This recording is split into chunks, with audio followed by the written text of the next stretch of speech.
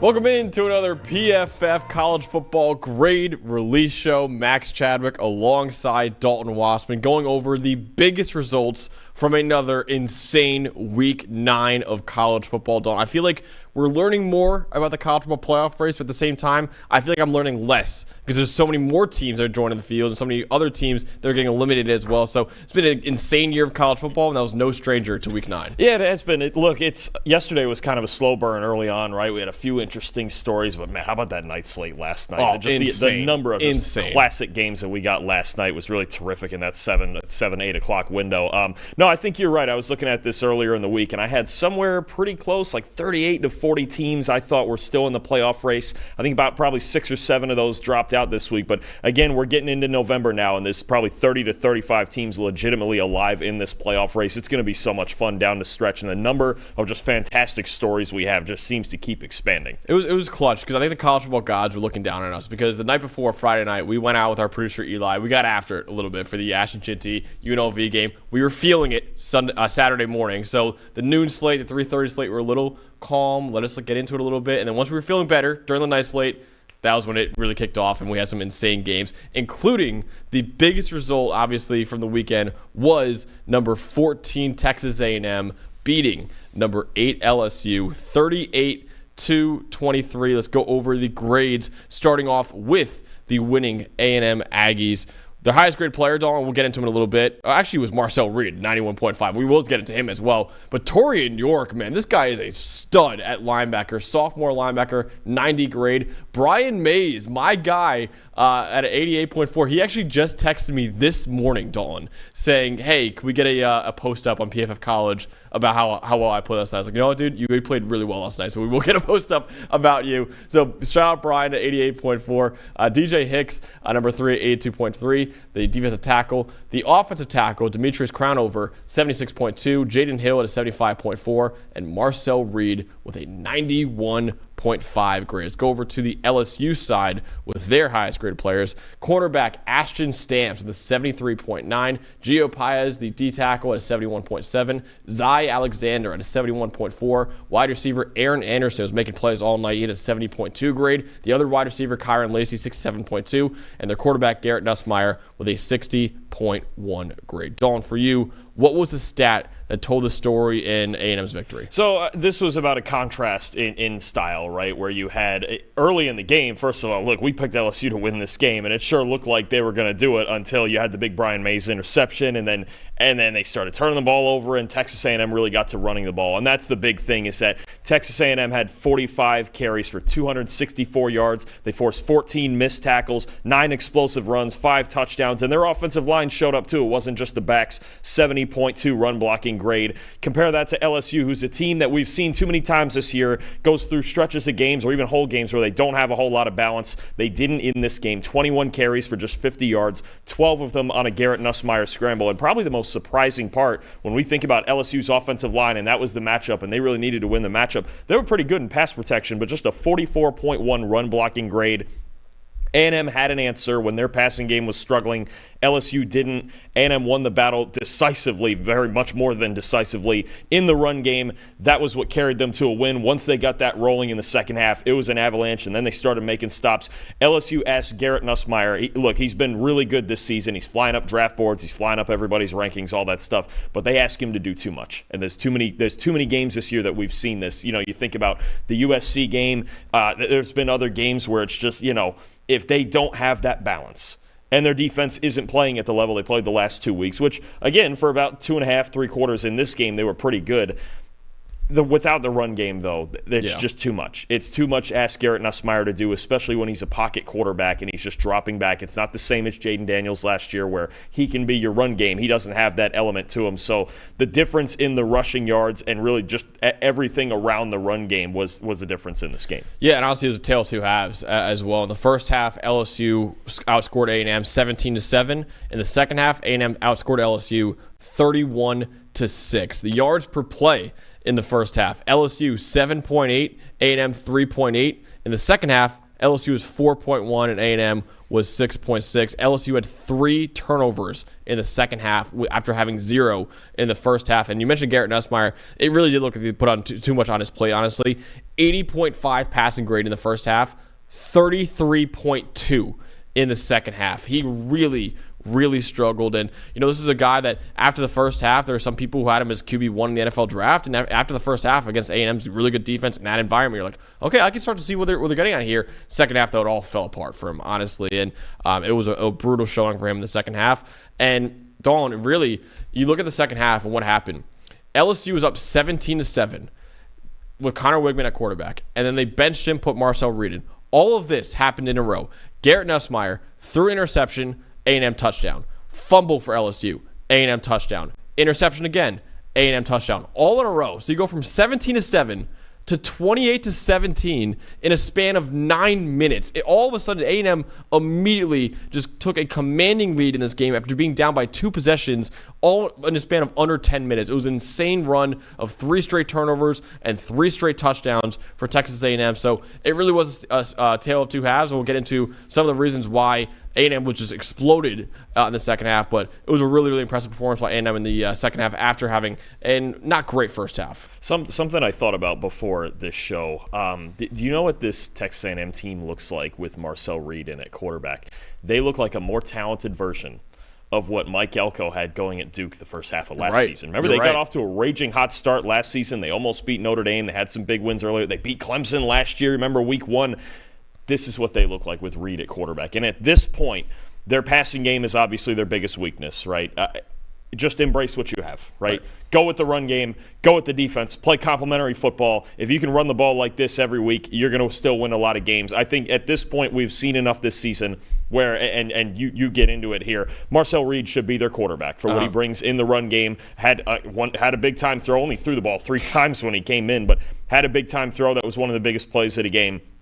They need to embrace what they are. And what they are is a team with a good defense, a mobile quarterback with Marcel Reed, Le'Veon Moss, Amari Daniels, and a potentially elite run game. And just win games like that and ride that as far as you can go. And if the passing game comes for 15, 20 times a game with Reed, so be it. But we have seen, to me, this offense all year has looked its best when Marcel Reed's at quarterback and they're just rolling this run game over teams. Absolutely. Like I said, it was 17-7 when Connor Wigman was in the game. Texas A&M was down and it ended up being 38-23. Texas A&M won the game. And really, Marcel Reed was the biggest part of it. In the third quarter, Mike Elko was asked after the game, why did you go to Marcel Reed? He's like, listen, we needed a spark. We needed a guy who can add a rushing element, like you just said, and Marcel Reed provided exactly that. The redshirt freshman with a career-high 91.5 grade, 2 for 2 for 73 yards. One of them was a big-time throw. He also had 12 carries for 59 yards and 3 touchdowns. They scored on all 5 of his drives, except for the one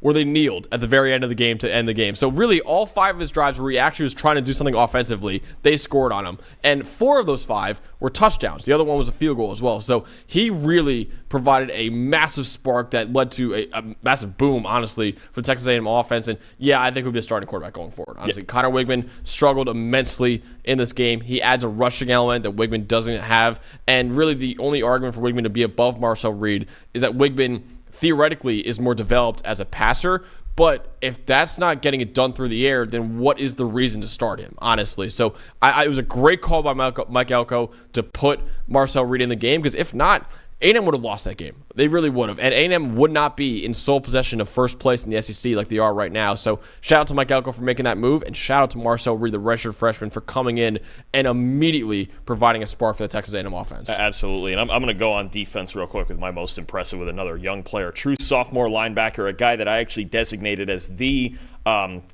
player at linebacker to watch who's not eligible for this coming draft. He's got to be in the 2026 draft. Torian York at linebacker. Stud. You mentioned him at the top, their highest graded player other than Marcel Reed in this game. 7 tackles, 2 stops. The interception as he was spying Nussmeier, just kind of checking to make sure he wouldn't take off or break the pocket. 86.5 coverage grade, 78.9 run defense grade. Look, this is a really good player who I think, playing alongside Edgerrin Cooper last year, learned a lot about the position, learned what it takes in all the phases of the position like Edgerrin Cooper did. He was just a great all-around player. York has taken over that role. He's establishing himself as the leader of this defense. They've got several great players on this defense, but him in the middle of it, he's going to keep everything together at both levels. I thought he was just spectacular in this game, and he's going to continue getting better as just a true sophomore. He's a captain of the defense, captain of the team as well. He's just a true sophomore, right? And I mean, maybe his best moment besides the interception was, I think he got hurt celebrating the interception, and he was down on the field, and everyone was kind of quiet. And then he got up and started firing the crowd up, and they got everyone into it. That crowd was insane, and Torian York was a big part of that as well. Don, dare I say, when we do our position rankings going into next year, will he be LB1? I believe so, yeah. Going to college? I think he will. Yeah, I think so. I think he will be too. I'd have to look at other guys who are coming back and more true sophomores and stuff, but I have to believe it's him. He had a great freshman year last year too. Yeah, this isn't a new thing for him. And now he's taken over the leadership role that Cooper had last year. It was a terrific game from him at a time. And A&M's defense did kind of keep them in this game, right? It was 17-7, but you could have, with the way that LSU offense is, it could have easily got blown out, but the defense stayed in it until the offense had an opportunity. They forced turnovers, like you mentioned. This now, I think A&M, they have the blueprint in front of them. They have the blueprint. They have the road in front of them.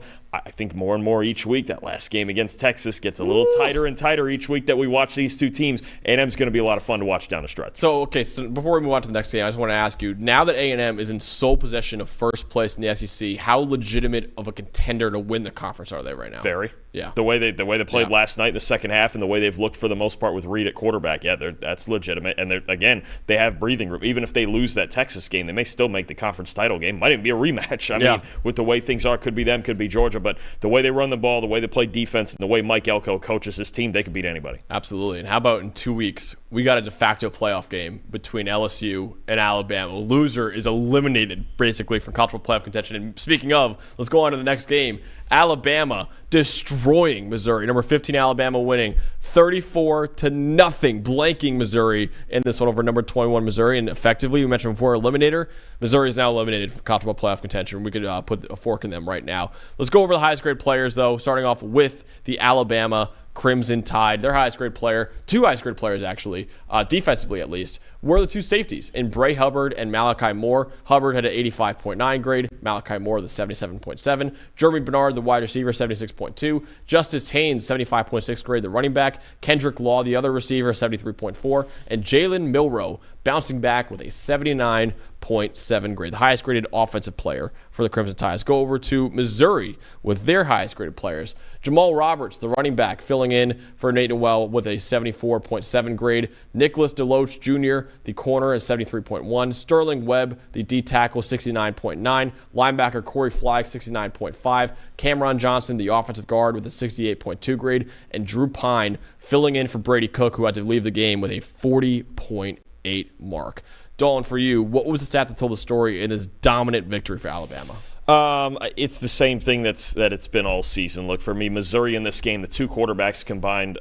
Brady Cook tried to gut it out, then with the ankle injury, then suffered a hand injury when it hit on somebody's helmet. I mean, it's just been a disaster year for Brady Cook in this passing game, and the two quarterbacks, Cook and Pine, combined for a 34.4 passing grade. And it's not like Alabama's pass rush dominated the offensive line. This offensive line's been the best part of Missouri's team this year. They had a 45.6 clean pocket passing grade. Last year, Missouri, and obviously on the back of Cook, was 18th in the country in passing grade. This year, they're 97th. It's just that all year, even in their wins, they have not executed offensively at a level they should, and it starts with their quarterback play. They've missed throws, even in games where they've dominated, a team like Murray State or Buffalo, or, even games where you thought they should have won by more, say against a Boston College or a Vandy, even though we've seen how tough an opponent Vanderbilt's become. This offense just isn't the same. The quarterback is not playing the same as last year. Even the play calling, when we loved the way Kirby Moore called the offense last year, but something about it looks handcuffed. It's just not there. The run game, you need to be, if you're going to beat Alabama, you need to be two-dimensional, right? And the run game's been working reasonably well for them all year, but it's not necessarily the elite run game that we see out of some other teams, right? Missouri's drop-off in quarterback play. I think it's really one of the biggest surprises in all of college football, and it's at this point it has sunk their season. There's nothing else to say about it. We've seen it in two huge games that could have kept them in playoff contention. They've just looked horrible on offense, and it starts with their quarterback. So I don't know, especially with Cook's injuries, where the rest of this season goes for their offense, but this is pretty much just where they're at this point. Yeah, and it's crazy because, like I said, last year Brady Cook was really good, but the year before he did struggle as well. So you're just wondering if there's a one-year wonder for Brady Cook, honestly, and it's starting to really, really look like that. And my side to tell story goes right into it as well. I mean, they average 3 yards per pass. 3 yards per pass. I mean, you never really see something that low. You mentioned the passing grade as a team. It's their worst passing grade since 2016 against Florida. So it's been 8 years since Missouri's had a passing grade as low as the 34.4 mark that they've had yesterday. 72 passing yards in total on 24 attempts. They averaged negative .992 EPA per pass. With Brady Cook injured, then you got Drew Pine coming in. This Missouri offense never stood a chance. Never stood a chance in this game, honestly, especially with Nate Noel injured as well, the star running back. I mean, you just had nothing offensively. And like you said, the offensive line did their job. They only allowed 4 pressures all game to Alabama. So they had relatively clean pockets. But what was that clean pocket passing rate? 45? 45.6. Dude, that is horrible. Yeah, I mean, that's just horrible. They just haven't got it done all year, and we would have looked at them a lot different. I mean, when you talk about they had to really scratch and claw their way back against Boston College, who's every bit of a decent team, right? You know, the overtime or double overtime win over Vanderbilt that they easily could have lost if Vandy had hit their kicks. This is just where they've been at offensively all season. It's really, I would like to say at this point it's surprising, but it's really not. The way they came out offensively in this game is not surprising. This is how even in their wins, this is how they've played all year. They just don't execute. And if you go into Tuscaloosa and you don't execute, this is what. Credit to Alabama, obviously, for playing the game they should have. It took them a while to really get it going and start dominating, especially once Drew Pine came in there. But this is about Missouri's offense and how it has really just kind of sunk their playoff hopes. It really has, honestly. And yeah, you mentioned the 45 clean pocket passing grade. I mean, usually like the okay marks like in the 70s. Like, that's like okay. Like if clean pocket, if you're in the 70s, okay, you're fine. They have just missed throws all 45, season. 45, man, that's horrible. That's like what pressure grade usually you're seeing, honestly. So yeah, that's pretty bad. And like I said, it only seems fitting that Missouri's playoff hopes die because of what's plagued them all year. It's just this offense not being able to do anything. And this time, this took it to extreme. This is the extreme mark of it, and it is fitting that their playoff hopes are dead now because of this, honestly. But Dalton, get into a little bit of the Alabama defense. What impressed you most about them just shutting out Missouri? Yeah, I'll give them credit on the coverage side of things. And their 2 safeties in this game, Malachi Moore and Bray Hubbard, both had terrific games. You saw them as their 2 highest graded players on the screen there. Bray Hubbard with an 85.9 grade, allowed 3 catches for 17 yards. He had an interception against Drew Pine, an 89.6 coverage grade. Malachi Moore, 1 catch for 0 yards, a pass breakup, 81.8 coverage grade. These safeties, look, we've talked before about how Alabama's really young at corner, but these safeties have good experience, especially Malachi Moore was a part of that just outstanding secondary last year. He's really been the leader of it this year, and these 2 safeties, just a terrific game from them alongside, obviously, Missouri struggles in the passing game, but their secondary responded with a good day. Absolutely. My most impressive part on the other side of the ball was Alabama's rushing attack. They had an 83.5 rushing grade as a team, 282 rushing yards, 4 rushing touchdowns, 193 yards after contact. They broke 11 tackles on 35 carries. And Dalton, the reason why I'm not highlighting one running back or Jalen Moreau here, it was a group effort, man. They all really did well. Justice Haynes, 8 carries for 79 yards and a touchdown. Richard Young, 3 carries for 63 yards. He averaged 21 yards per carry, Richard Young did in that game. Jalen Moreau, 9 carries for 61 yards and a touchdown. Jam Miller, 11 carries for 48 yards and 2 touchdowns. So all of them combined for a really, really good rushing effort. And they didn't need Jalen Moreau to win the game with his arm. That was so critical. They dominated on the ground. And if you can find this sort of balance offensively, Alabama can be very dangerous because with that deep passing game that they have, if you start to make defenses creep up and defend the run and stack the box a little bit more against Alabama, then Milroe can win with his arm deep, winning one-on-one matchups. But if you're solely relying on the deep ball, then they'll drop back in coverage and beat you there. But if you have this kind of running game and this how dominant running game that Alabama had, it reminded me a lot of the old Nick Saban days with this kind of run game. That's when I think Jalen Milroe could be at his most dangerous as a passer. And you saw in this game, I mean, he played pretty well, and Alabama's rushing attack dominated Missouri. We will find out if it sticks 2 weeks from now. We will. That's the season for both of those teams. For Alabama and LSU, that's going to be it. One of those teams is going to get knocked out that day, I think. They will. Yeah, I agree, because they both have a couple losses. So, yeah, it will be a huge game. The loser is eliminated from playoff contention. So that will be a huge one. In a couple weeks, though, we don't have it's not next week. It's Alabama's got to bye. I believe LSU's got to bye as well. So we'll get to that in a little bit. But Dalton, one school that has a big game next week that we'll get to right now is number 4 Ohio State, barely squeaking by Nebraska, 21-17. It was a very, very close call for the Buckeyes in that noon slate. Let's go over their highest graded players, starting off with their wide receiver, Carnell Tate. 80.7 grade in this one. Josh Fryer, the offensive tackle, is 77.7. Jordan Hancock, the corner, 76.1. Donovan Jackson, the offensive guard, who actually played a little bit left tackle as well, 74.5. Denzel Burke, the other corner, 70.2. And Will Howard with a 67.3 grade. Let's go over to Nebraska with their 5 highest graded players in this game, starting off with their offensive guard, Justin Evans Jenkins, at a 77.3. Deshaun Singleton, the safety, 76.7. MJ Sherman, the edge defender, 70.8. Ja'Cory Barney Jr., the wide receiver, 66.3. Ty Robinson, the big D tackle, at a 65.4. And then Dylan Raiola, the quarterback, at a 61 grade. Dawn, what was a stat that told the story in a very close call for the Buckeyes? Thought Nebraska played a really good game here, defensively especially, but they're going to feel like they should have won this game because they only went 1 for 4 in the red zone. 2 field goals, a touchdown that was really they had to scratch in. I mean, Ohio State's defense is the part that won them this game. Turnover on downs at the 1-yard line after the Will Howard interception in the third quarter. Nebraska just didn't do enough. They just didn't quite step on them to finish them off, and they easily. And I know they were coming from behind most of this game. They were down 14-3 early, but Nebraska had several opportunities to take their momentum that they had and take a lead and win this football game with their defense. But they went 1 for 4 in the red zone. They ran 13 plays in the red zone, Max. They only gained 21 yards on those 13 plays with a 56.9 team offense grade. They're going to feel like they know those opportunities down inside the 10, down inside, especially the one down on the goal line. With the way their defense played in this game, they feel like they're going to feel like they should have won this ball game. Ohio State, they really got away with one here because Nebraska, I thought, was the more physical team. I thought their defense was spectacular, especially after the first 2 touchdowns from Ohio State. Nebraska, they have a young quarterback, obviously a true freshman quarterback.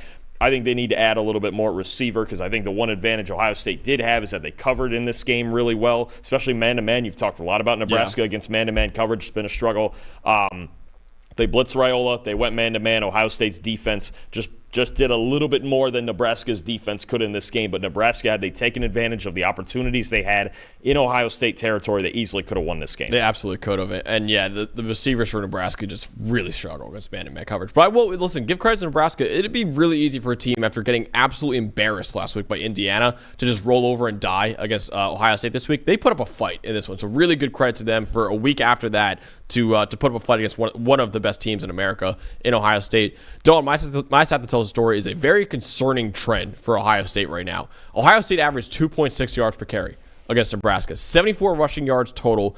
This is the first time all season Ohio State had fewer than 150 rushing yards. 150. They had 74 in this game. They had fewer than half of what they have had all season. They've also, Dawn, fewest rushing yards in a game for Ohio State since we began charting college football in 2014.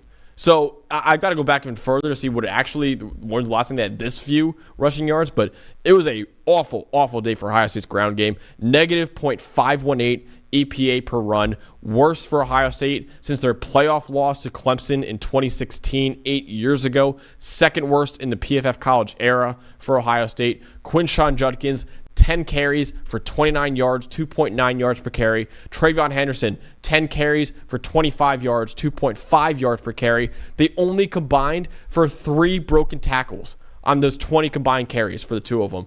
Ohio State, Dalton, actually had a 77.6 run blocking grade. So the offensive line was theoretically creating enough holes for them to get through, and Judkins and Henderson just were not breaking tackles or making things happen on their own. And the last game they had against Oregon, Judkins had 10 carries for 23 yards, and Henderson, besides the one big run, was kind of held in check as well. This is supposed to be the best backfield in college football, bar none. And over these last 2 games, it has been the glaring weakness of this Ohio State team right now. A lot of people I saw on Twitter were blaming Will Howard for all these games. He has been the best player on the field for them in like the last 2 games, and the only reason they've really won offensively is because of Will Howard and those receivers. I cannot believe how bad this backfield has been for Ohio State in the last 2 games when we thought Quinshon Judkins going into the year, second best running back in college football for us. TreVeyon Henderson, 5 or 6 for us going into the year as well. They had 2 of the 6 best running backs in the nation, and yet they're still not producing. It makes no sense at all right now. So I'm concerned because that Penn State run D that we'll talk about in just a second was really good against Wisconsin. It's been really good all year. They better get it going against Penn State or else that could be a really, really interesting game. They probably could lose that game as well. Not just Penn State. You got Indiana coming down the line too, and that's very clearly a real threat to me. They should have Curtis Rourke back by then. You got 2 teams on their schedule. Well, rivalries. You have 3 teams on their schedule. Michigan can stop the run, too. Yep, this is the thing. Look, we already know the premise of this Ohio State team is not for Will Howard to carry them to a national title. They're supposed to be the best running game in college football with those 2 backs. Again, they're not going to run for only 74 yards every week. But it was also, you're right, it was an issue against Oregon. Oregon did a relatively good job of stopping the run. You can stop look, if Ohio State is going to run the ball like this and they're going to start struggling to run the ball, national title's not coming. No, it's not happening. It's not. They have to ride these 2 guys as far as they can go, get more into the play action, and I'm just curious to see how Chip Kelly responds to this because they got the hardest task maybe of their entire season coming next week. And Penn State's defense was terrific against Wisconsin. We will get there in a minute. If they're going to rely on Will Howard to win them ball games like they have the last 2 weeks, it's going to get ugly in Ohio State because nothing against Will Howard. He's played really well. He almost beat Oregon. He has played really well, but that's not how this team was designed. And this is a game where you feel like this is one where they just got away with it. Yeah, they really did. They need to run the ball better if they're going to beat Penn State and or Indiana. Yeah, I mean, listen, credit to Will Howard. He literally was the best player for Ohio State in that game. He's a little obviously worse this week, but what he averaged like 13 yards per pass still, though, right? Yeah. I mean, a lot of it was due to the receivers. I thought aside from that interception in their own territory, I thought he was really good. Yeah, and so credit to him. I feel a lot better at Will Howard than I did preseason, but I'd still like I said, if you don't have Judkins and Henderson getting going for you, I really am worried about them winning a national title, honestly. So, Dalton, for you, though, what was the most impressive part of this Ohio State victory? Yeah, let me talk on the defensive side about Jordan Hancock real quick. So, Lathan Ransom was out at safety in this game, and he was, I would argue, with Caleb Downs, they've been the best safety pair in the country. Ransom having a spectacular year, playing a more traditional safety role, but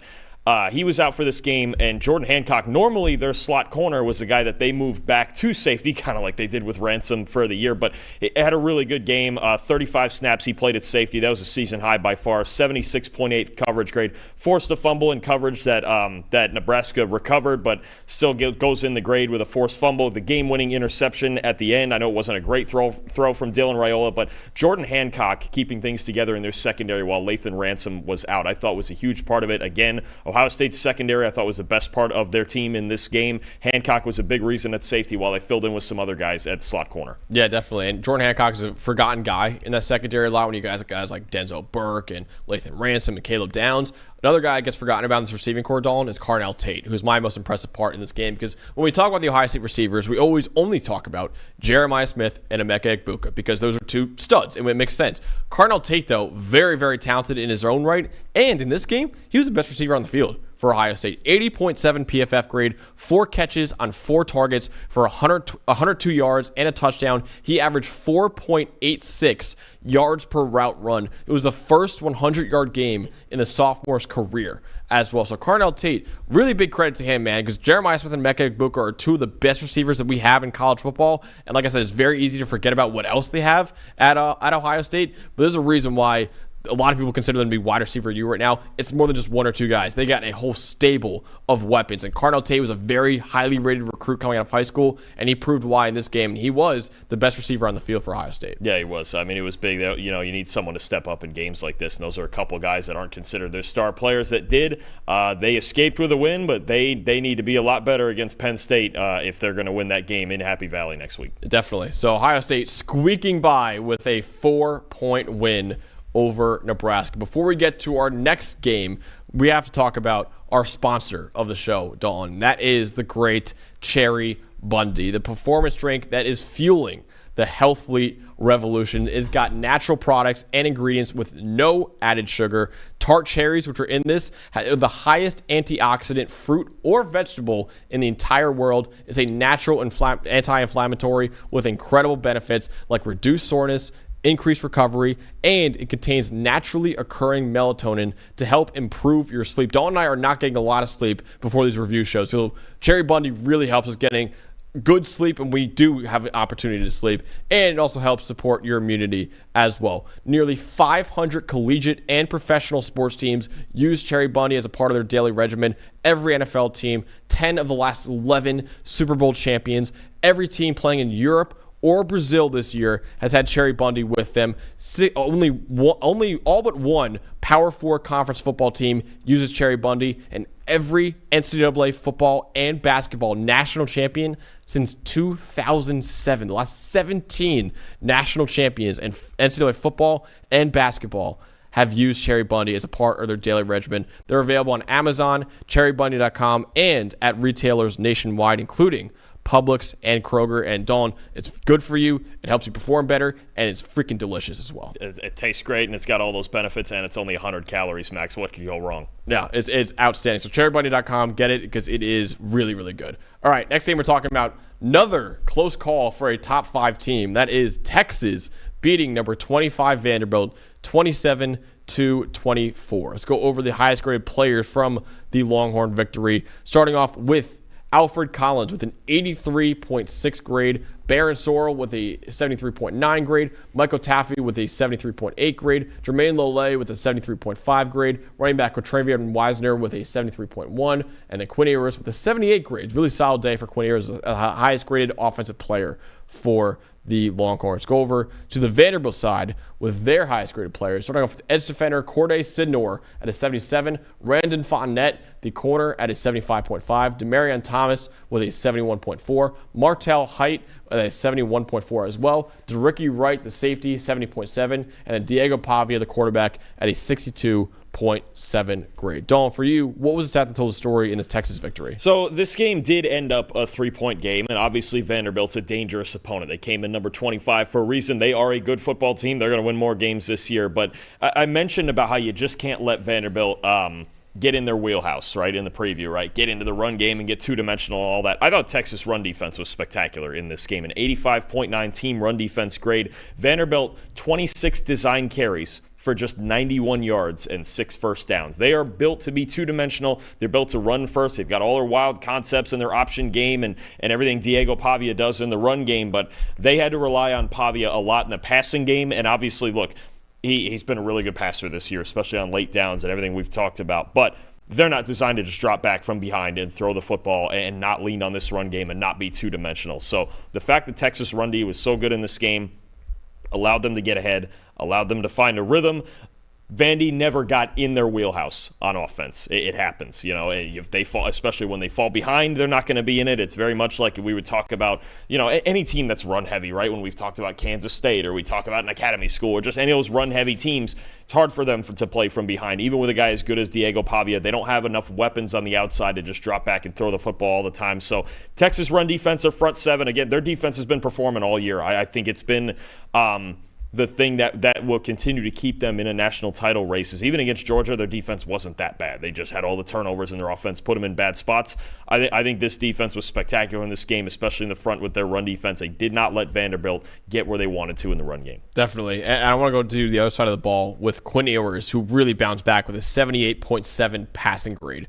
in this win. It was on the scorching hot seat, right, man? He had a 30 passing grade against Georgia, 7 turnover-worthy plays against Georgia as well, which is easily the most of any Power 4 quarterback over the last 4 years. I got to look back even more. It might even be longer than that because it was originally 6, and then once we reviewed the game, it ended up being 7. Also, he had a 56.1 passing grade the week before against Oklahoma. So 78.7 after having 2 rough games against Georgia and Oklahoma. Really good bounce back for him. His best passing grade since week 1 against Colorado State. He was 27 for 37 for 288 yards, 3 touchdowns, and 2 interceptions. But those 2 interceptions were not turnover-worthy plays because both of them were tipped. So it was still, obviously 2 picks is not great, but no turnover-worthy plays. So no turnover plays in this game. He had 9 turnover-worthy plays in the last 2 games combined, honestly. So good day for Ewers. 80.6% adjusted completion rate. He didn't really push the ball downfield at all. He had an average at the target of 5.5 yards,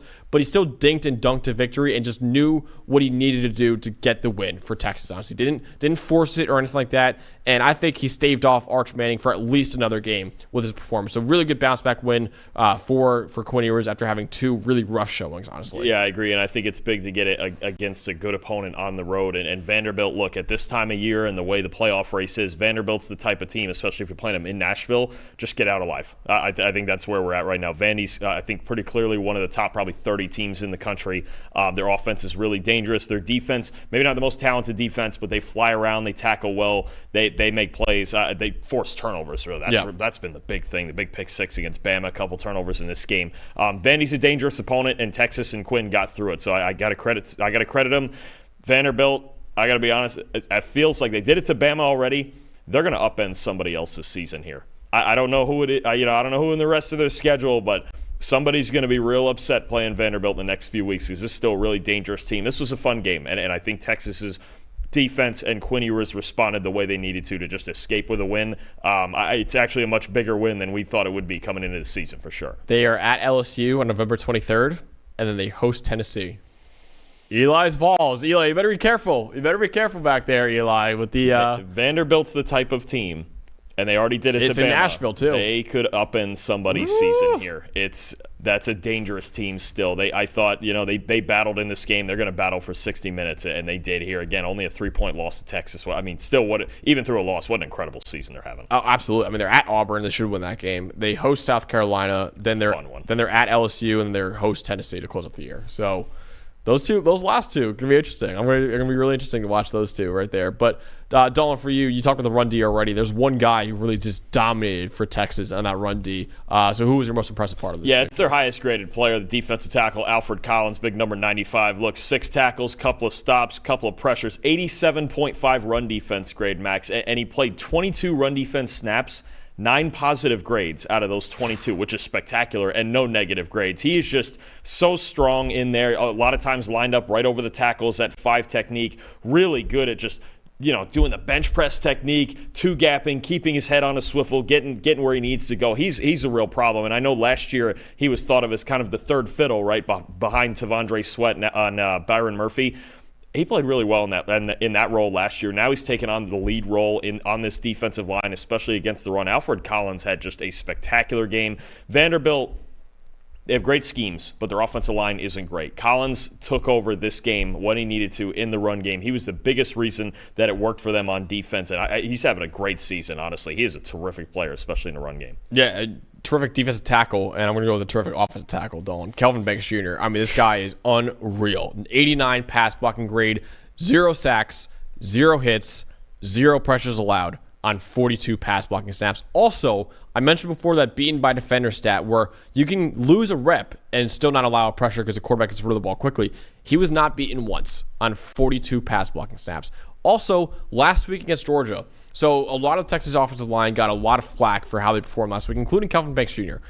He had an 82.9 grade in that game. He actually played really well in that game. And yes, there were a couple times where the guy he was blocking got the sack, but a couple of them were Quinn Ewers' fault. One of them, he ran into the defender. And the other one, he just dropped back so far that Kelvin Banks Jr. couldn't do anything about it, honestly. And you could even see after the play was over, Kelvin Banks looked at Quinn Ewers and put his hands up like, dude, what are you doing to me out here? He did let up one sack. One of them was the strip sack that Michael Williams had. So that was the one bad one. But other than that, those 2 pressures allowed against Georgia as well. So he had a good game against Georgia. A lot of the Texas problems in that game were on the other side of the offensive line. Cameron Williams did not have a good game against Georgia, but Kelvin Banks Jr. has been locked down all year. Dalton, I'll say it right now, dude. He is OT1 in the NFL. You're going there. You're going there. I have been saying it for weeks now. I'm like, I think he's starting to take. No, he's OT1.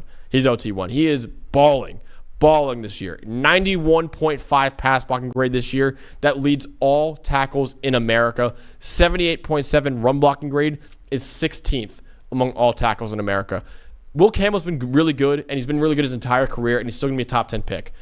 I personally, after having Will Campbell as OT1 going into the year, I cannot ignore how dominant Kelvin Banks Jr. has been against some really, really good competition. He played Michigan as well and Georgia. And, I mean, I know Vanderbilt have great defense, but he was lights out in this game as well. He is the best offensive tackle in the NFL draft this year, in my opinion. Yeah, I could see the argument, absolutely. And Campbell's smooth, and he's going to be a good player, too. But we've seen a couple of times when they play the better defensive lines, and they played South Carolina. LSU kind of struggled up front. They struggled up front against Texas A&M, especially in the run game. I could see the argument. Kelvin Banks, what a year he's having. I mean, these Texas quarterbacks, they got to feel pretty good with him protecting that blind side. Absolutely. So he was really outstanding. And credit to Vanderbilt once again for almost pulling off another top 5 upset at home. Just came up short, though, with a 3-point loss to Texas. Another close top 5 upset that we have. The final score won't show that, but it was a lot closer than this. It was number 3 Penn State beating Wisconsin 28-13. Let's go over the highest graded players for the Nittany Lions. And Dalton, for the first time, I think, in our show, we have 2 quarterbacks that we have to talk about now. Because Kobe King of the 81.9 grade was the highest graded linebacker, but then Drew Aller was second at 79.5. Devontae Thomas, 79.9. Amin Vanover, 77.2. Zakee Wheatley is 74.7. And how about the backup, Bo Perbula, coming in for the injured Drew Aller and putting up a 76.2 grade. Let's go over to Wisconsin for their highest graded players. Jaheim Thomas, 75.4 grade, the linebacker. Elijah Hills, 71.6, the D tackle. Nazir Four-Korean at a 70.4. Hunter Waller, 66.6. Jake Renfro, 65.2. And Braden Locke, 58.6 grade. So, Dawn, what was the stat that told the story of this Penn State win? We're going to get into the offense in a minute, but I want to start with what Penn State did to actually stay in this game. Okay, this was a struggle. They were down 10-7 at halftime, and Drew Aller gets hurt, and we're like, man, oh man. And I kept saying to you, I said, okay, now it's on this defense. If this defense, and they've been in the second half of games, they've been arguably the best defense in college football this year. Penn State gets off to some slow starts sometimes, but they lock it down when they need to lock it down. I'll tell you, I want to talk about their run defense. You saw Kobe King leading the way with the grades there. He had a 90 run defense grade. The entire team had a 90.6 run defense grade. They were dominant. They were absolutely dominant in the run game. Wisconsin, they've opened it up more lately. They've taken a few more deep shots lately with Braden Locke. They had some success with it against lesser defenses, but at the end of the day, Wisconsin had 27 carries for 81 yards. Three yards a carry for a Wisconsin team that prides itself on winning the physical matchup, winning with their offensive line. And in the second half, Max, they had 9 carries for 10 yards. In a game where they were leading 10-7 at halftime. Yeah. Normally, Wisconsin gets in these games, right? Even if they're close, they get ahead, they run the ball, they ride their offensive line to a win. Not this time. Penn State just would not let them run away in this game. That was the first step in the comeback that they had here and in this big second half for Penn State. Well, we're going to get into the quarterbacks and everything else that's going on. It's going to be the biggest story maybe in all of college football this week is who's going to start at quarterback for Penn State next week. But their defense, playing like they did in the second half, can beat anybody. They were spectacular. They didn't let Wisconsin do what they wanted to. They got the big mistake out of Braden Locke after that, and they took over from there. Absolutely. I mean, my side goes into that as well. 4.3 yards per play for Wisconsin in this game. As they often do, Penn State's defense won this game for the Nittany Lions. And we'll talk about the quarterbacks in just a second, how good they were when they needed to be, but they would not be in that position if Penn State's defense was not this dominant. Completely shut down Wisconsin's offense. Negative .190 EPA per play. They also had a pick 6 as well to actually give Penn State the lead when it was 10-7. That was 14-10. So at least then Penn State could be like, oh, okay, now we have the lead. Now we can be a little more settled down on offense, not having to play from behind, honestly.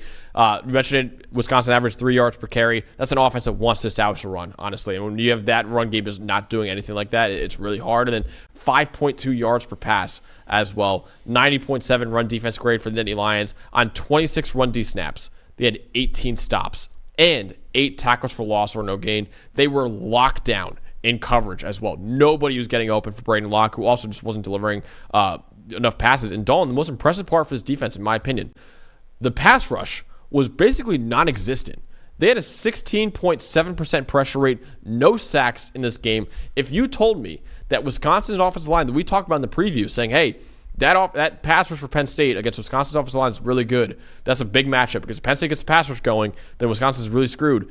You show me the stats about Wisconsin's offense and go, oh, wow, Abdul Carter went off, Denai Dennis Sutton went off. Nuh-uh. The run D was great. The coverage was great. And the pass rush did not have a great game at all. And yet Penn State's defense still only allowed 13 points to the Badgers. So it's a really good sign when you have your best part of your defense be basically non-existent in this game, and yet your defense still shines because that's how good the entire unit is. Yeah, no, for sure. I mean, there's different ways to win. You got to be good in both facets. And they, again, great in run defense, great in coverage. I thought for the most part, once they got into the right schemes that they wanted to in the second half, there was some adjustments made in coverage. I thought they were. I mean, again, this is what they've been all year, though. The second half of these games, Penn State is maybe the best, other than what? Maybe Miami with their big comebacks usually. I mean, they have been so good in the second halves of these games. And now, again, you'd like to see them get off to better starts, right, as opposed to falling behind in some of these games. But, you know, when they find their groove, they're lights out as a defense, and even offensively, they get better in the second half every week. Absolutely. So, Dalton, let's go to the other side of the ball, though, for Penn State, because they had a lot of things to overcome offensively in this game. So talk about your guy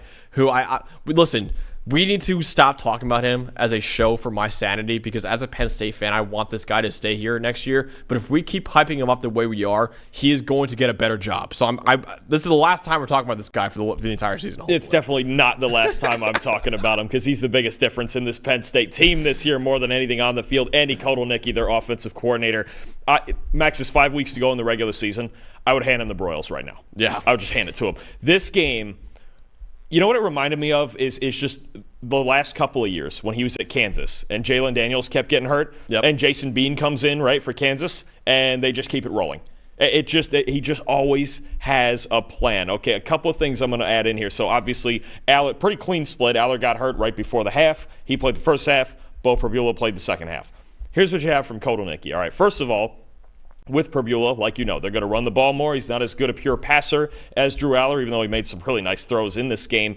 Second half, 21 carries, 127 yards, and a touchdown for Penn State. It's going to be based on the run game with Pribula in there, okay?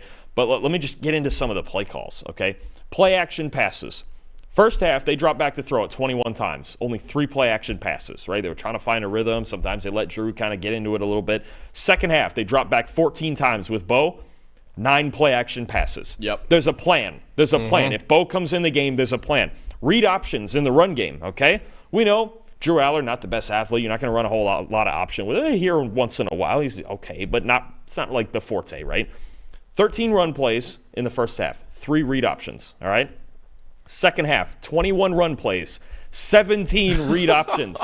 He had the offense. There is a chunk of the playbook set aside for Bo. And we know this because he gets in games and they do kind of the wildcatish thing and they get him in there because he's a good athlete. We know this. They had a chunk of the playbook ready for Bo in this exact scenario, just like he had chunks of the playbook ready for Jason Bean at Kansas when they were still winning games and they went 9-4 with 3 different quarterbacks playing last year at Kansas. Andy Kotelnicki has a plan for everything. There's just constantly a plan. There's constantly adjustments. Everything, the level of preparation is incredible. I'm telling you right now, I would hand him the Broyles right now. Yeah. If this is the signature game, he comes in, and we're worried, man. Wisconsin's defense is really good. Yeah. They're down 10-7 at half. Wisconsin looks like the better team. You know, their offensive line and their run game and the things they can do. Obviously, the pick six was the biggest play of the game because it gave Penn State the lead and it got the momentum going.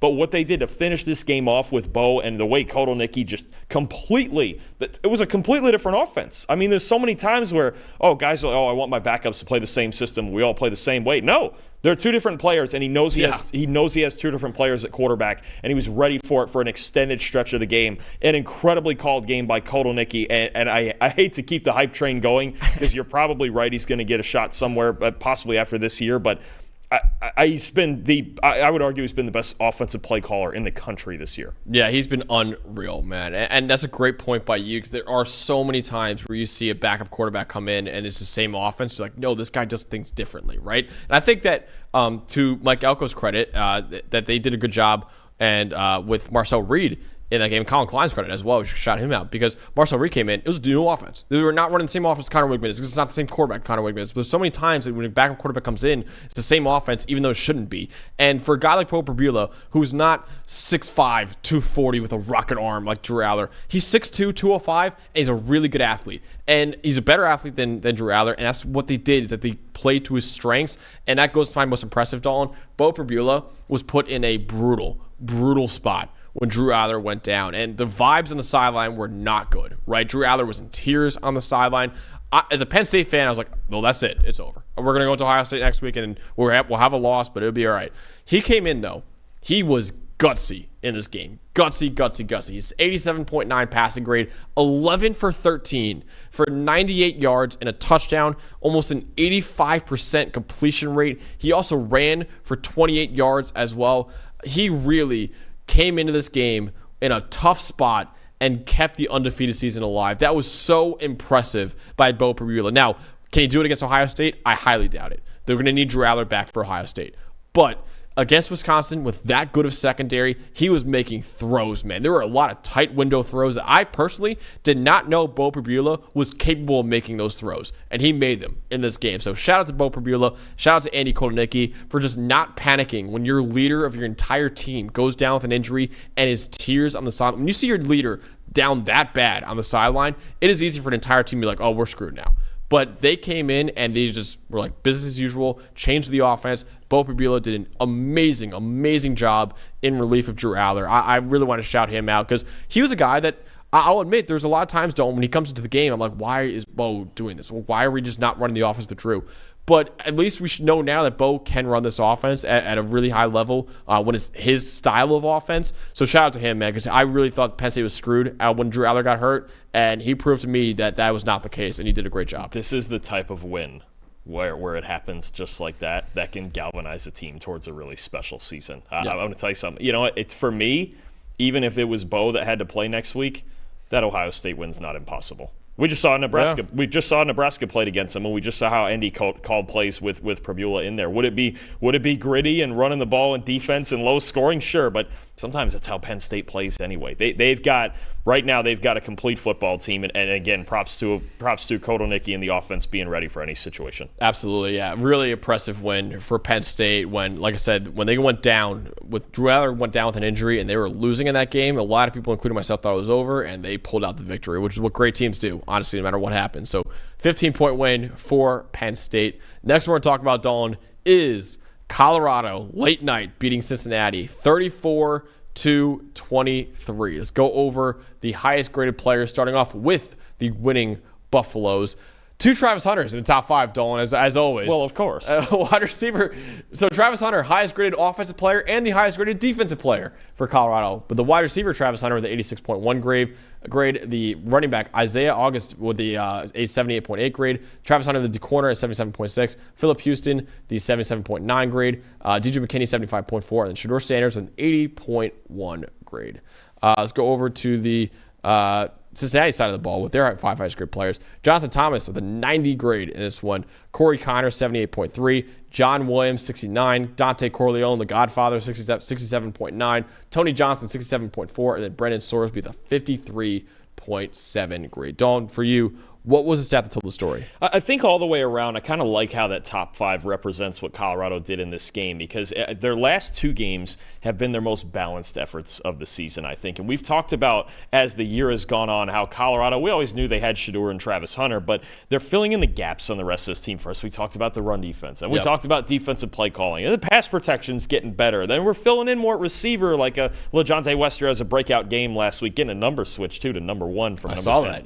Big time stuff. Yeah, it made me like Like, who is that out there? And they're like, oh, it's Devontae Wester. Yeah. Exactly. He wore it down there at FAU, and it worked well for him. But look, I think they're just getting a little more balance. I want to start first with the run game. It's not the most efficient thing ever, but you mentioned Augustave and Dallin Hayden in the run game. Look, these two guys had 32 carries for 125 yards, forced 12 missed tackles, and had 107 yards after contact. We're not asking for Colorado to go out there and rush for 300 yards. That's not a thing. It's not going to happen. But to give them $125 and enough balance and enough first downs, got 7 first downs, just keep the chains moving, that's a big deal, right? And more balance. And I think just as a team, look, you look at Colorado, okay? This was their highest graded game of the season in pass protection, receiving grade, offensive grade as a team, and coverage grade as a secondary. I thought the secondary was spectacular in this game. The corner trio of Travis Hunter, DJ McKinney, and Preston Hodge, right now, that's as good as it gets in college football. You have 3 guys like that. I think Hodge is playing really well, too. He wasn't in that top 5, but he's breaking up passes. I know they play a lot of man-to-man coverage. Sometimes it beats them schematically, but I'll tell you what, they have the ability to do it. I think the biggest advantage Colorado had on that side of the ball in this game was their corners absolutely shutting down Cincinnati's wide receivers. They had to find other answers, either through scheme or underneath, or Sorsby had to take off running. This was a balanced effort from Colorado.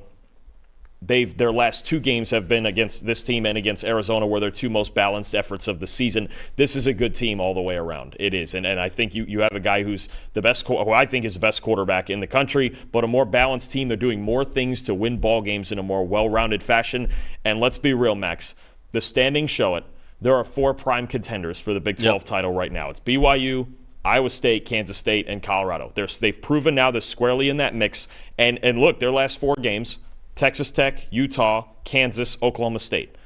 I'm favoring them in all 4. Yep. Look, at Lubbock is tough. At Texas Tech in a couple weeks is tough. Colorado's off next week. That's always a tough road trip. But I would favor them in all 4 of those games. If they go out and execute like they've done the last 2 weeks, they could absolutely get to 10-2, and we're really talking about them at the end of the season here. Yeah, Isaiah Augustave was great, honestly. That was a big part of that game. And Dawn, if they go 10-2, or if they win 10 games, it'd be the first time since 2001 that they've won 10 games. And they actually have not won 6 games, which they've already clinched.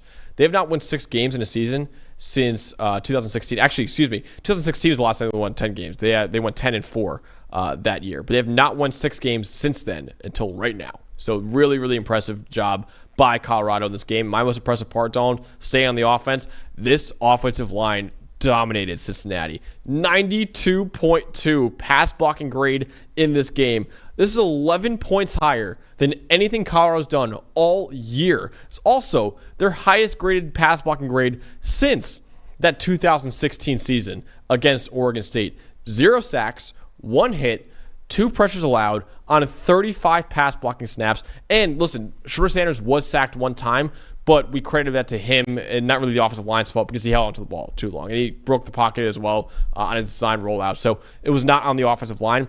Jordan Seaton, 0 pressures allowed on 35 snaps. That true freshman left tackle is a stud. Hank Zielinskis, 0 pressures allowed on 35 snaps. And Dalton, we said this time and time again. If you give that kid, Shedeur Sanders, time, he will pick you apart. That goes for pretty much any defense in college football. And it went further in this game.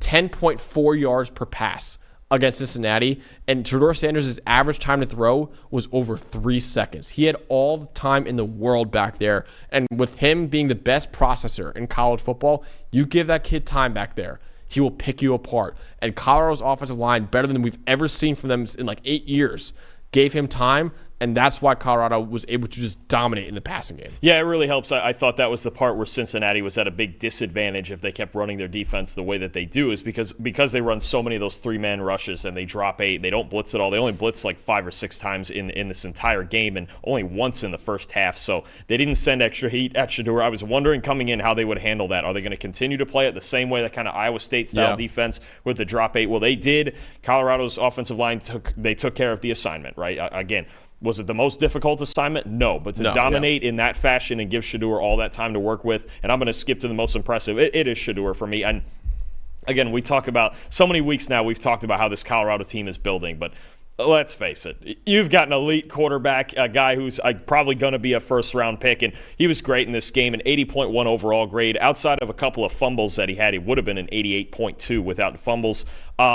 Again, I mentioned Cincinnati doesn't blitz. If you don't blitz them, Good luck when he wasn't blitzed, which was most of the time. He had an 85.7 passing grade, worked the ball downfield, 7 of 10 on 10-plus yard throws with a 92 passing grade, and great as always on third down with an 84.2 passing grade. This was just another terrific game from Shedeur. He had time to work with. When he has time to work with, good luck. That's with this set of weapons, and if they're going to have balance, a little bit of run game now, it is an absolute choice if you don't send extra pressure. And he can beat the blitz too. I'm not saying he can't beat the blitz. It's not some sort of kryptonite. But if you choose to only send three or four the entire game and let him stand back there and in standard protections and get in 5-man protections and not need extra, that's a choice. That is absolutely a choice.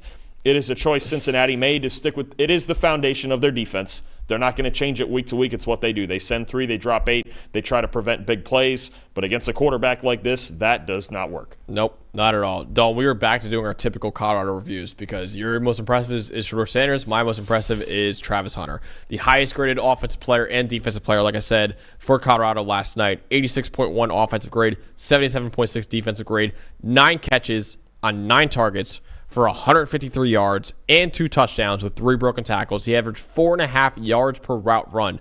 And then on defense, 2 catches allowed on 6 targets for 9 yards. 9 yards total he allowed in his coverage with 2 forced incompletions. He had as many forced incompletions as allowed catches against Cincinnati. A 42.4 passer rating allowed for Travis Hunter. I'll say it, he is the greatest two-way player we've ever seen. Ever. We have not seen a player be this good on both sides of the ball. We've seen players do it before where they play both sides of the ball, but never to this elite level. And the odds won't tell you it. This Heisman race for me is down to Travis Hunter and Ashton Jeanty. I don't want to hear listen, there's some quarterbacks having a really good year. Dylan Gabriel deserves a lot of credit. Cam Ward deserves a lot of credit. What we are seeing from Ashton Jeanty and Travis Hunter is historic stuff from the two of them. I think that those two are head and shoulders above everyone else. We'll see. There's still a long way to go for the rest of the season, but those two, for me, are doing historic stuff. The quarterbacks are having really good years, not historic stuff, not Joe Burrow type stuff or Cam Newton type stuff that we're seeing. We're seeing historic stuff from Ashton Jeanty and historic stuff from Travis Hunter. Ashton Jeanty, we haven't seen this really since Barry Sanders. Travis Hunter, like I said, we've never seen it before, ever. And we may never see it again. And we'll never see it again. So these two are the Heisman favorites for me, and it's no one even close. And honestly, Dalton, if you ask me, gun to my head, who would I pick between the two of them, I'd probably get shot in the head. Because that's hard. I don't know who I'd pick. I don't know who I'd pick. Because Jeanty, we're going to get to that game in a minute. I mean, Jeanty had 130-something yards, and it was like, oh, what a down day. I'm like, he was grinding in the biggest game of their season. I mean, these two guys, they're just special football players that don't come around very often, or in Hunter's case, almost at all. I mean, again, Colorado, this was, if you really want to know the full potential of Colorado, it was this game. They're a more balanced team, and you have Shedeur and Hunter to do special things, and they really controlled this game throughout. Yeah, they did. It was. I would argue Arizona's been what they are, and Colorado was great last week against Arizona. And Arizona, again, their season's gone the way it has. This, I think, was the most impressive game of the year for Colorado. Just a little bit of everything working for them, and these two guys are just special. And yeah, establish themselves as a legitimate Big 12 contender right now, which Top is 4. Crazy for a team that was 1-11 a couple years ago to already clinch a bowl game with 4 games left. They're going to a bowl game no matter what. There's still 4 games left in the season, Dalton. They could be doing a lot more.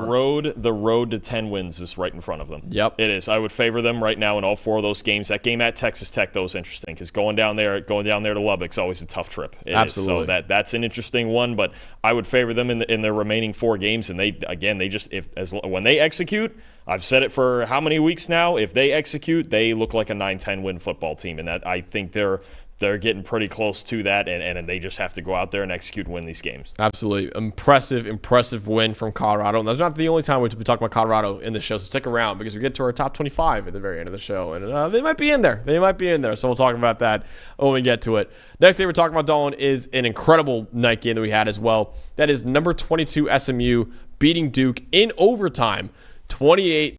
32-27. SMU had like a blocked field goal at the very end of the game. Duke went for 2 instead of trying to tie the game in overtime. They didn't get it there. Just an insane game. Let's go over the highest grade players from the SMU Mustangs, starting off with the running back, Roderick Daniels Jr., 81.7 grade. I'll talk about him in just a second. Mike Lockhart, 81.1 grade, the D tackle. Alexander Kilgore, 76 grade. Elijah Roberts, 75, the edge defender. The other running back, Brashard Smith, 73.4. Kevin Jennings, 27.6 grade. They won this game even with a quarterback grading below a 30 in this game. And Dalton, you'll talk about him in just a second. Let's go over to the other side, though, with the Duke Blue Devils with their highest grade players. Linebacker Trey Freeman, 94.3 grade. Wide receiver Eli Pankel at an 82.5. Chandler Rivers, the corner, 81.3. Defensive tackle Kendi Charles, 79.9. Linebacker Cameron Bergeron, 77.5. And then quarterback Malik Murphy with a 79.1 grade. Dawn, talk about Kevin Jennings, man. What went wrong for him in this game? I'll just be honest with you. This was about as bad as a quarterback could play in a football game. 27.6 grade, 28.5 passing grade, 5 turnover-worthy plays, 3 interceptions. He fumbled 4 times, and this was just throughout the entire game until he made the very last throw in overtime that he made, and this was just about, I was curious with Jennings. He was really the hottest quarterback in the country coming into this game. How is Manny Diaz going to handle this? And I'll tell you, Duke, coming into the game, had the 9th highest pass blitz rate in the Power 5. Kevin Jennings came into this game as the 3rd highest graded passer against the blitz. So Manny Diaz, I was like, is he gonna get out of the old tendencies, or is he going to make an adjustment and see what Jennings can do? He made the adjustment. He only blitzed his defense against Kevin Jennings on 6 out of 29 pass plays, a little over 20%. When normally I believe their blitz rate was around 46 or 47%. He was going to dare Jennings to sit back in the pocket and beat them and not break the pocket and do the athletic things that he can do and make throws on the move and have big runs and all of that. And 4 of those 5 turnover-worthy plays came against a standard rush. Mm-hmm. Manny Diaz made the adjustment. His defense played great. The story of this game was Kevin Jennings and just how poor. This was the worst game of his career, obviously, against this defense. And Duke getting 6 turnovers but not scoring on any of them. I don't know that I've never seen that. I don't know if I'll ever see that again. 0 points off 6 turnovers. You're going to get into turnovers more here, but Manny Diaz won the battle against the hottest quarterback in the country, and the score to me is still shocking to see that SMU won this game. Yeah. There is, for the most part, I'll give their special teams unit that blocked field goal that should have been the game winner for Duke. I'll give the special teams unit credit, but Duke really deserved to win this game when you look at it. Yeah, even Rhett Lashley afterwards was like in the post-game interview. When you would think like after a thrilling victory, be like over the moon, he's like, "No, man, we did not play." No, he's yeah. Like, he's like, "I don't know how we won this game. We didn't." He's like, "He even said I don't think we deserved to win this game." Honestly, he's like, "Yeah." So that was tough for them, honestly. But honestly, pull out the victory in Dalton. It was historic for them to pull out this victory because the record of teams that have lost turnover battle by 6 or more is now 2-124 out of 126 times that a team has lost a turnover battle by 6 or more. This is only the 2nd time ever that a team has won that game. It's insane that SMU is able to win this game after having that bad of a turnover margin. The only other time that it happened was when Marshall beat Memphis back in 2011. So it has been a very long time. And like I said, 126 times where this has happened, where a team has been that bad in the turnover margin, and only the 2nd time where a team actually ended up being victorious. And somehow, SMU still have more EPA per play than Duke. And turnovers affect EPA per play a lot. So you would think with that many turnovers that they would have a way worse EPA per play. No, they actually were doing decently besides the turnovers against Duke, honestly. So I think Duke's going to take a long time to get over this game. The Mustangs were really handing them this game, and they just could not take advantage of it. They were 0 for 2 on field goals, including the game-winning chip shot that was blocked, 1 for 2 on extra points as well. So if they hit one of those extra points, they would have won the game. So it's just a lot of these special teams errors for Duke are going to come back to bite them, and the fact that you said 0 points off the 6 turnovers, that's insane that you couldn't capitalize on them as well. So, just insane that SMU was able to win this game when they had 6 turnovers and Duke had 0 turnovers. That makes no earthly sense at all, but somehow the Mustangs were able to pull out the overtime victory and continue to move up the rankings. So it's the first ever, what you're saying there, because it was Marshall over Memphis, it's the first ever time it's ever happened in a Power 5 situation? Correct. I mean, that's just silly. I mean, honestly, it is, and I thought Malik Murphy too for Duke was really good in this game. Yeah, they just didn't finish. And let me just dive into this Duke defense. It's the most impressive part of this game because it was. Look, they had a 90 defense grade as a team. A 90. There's very rare. Usually you see that when it's like Ohio State versus an FCS team or something like that. And they did it against SMU. 6 turnovers, but their offense got no points on it. And you want the real number that sums it up for how well their defense played and how many chances they gave them to win. SMU on offense ran 13 plays inside Duke's 4-yard line, all right?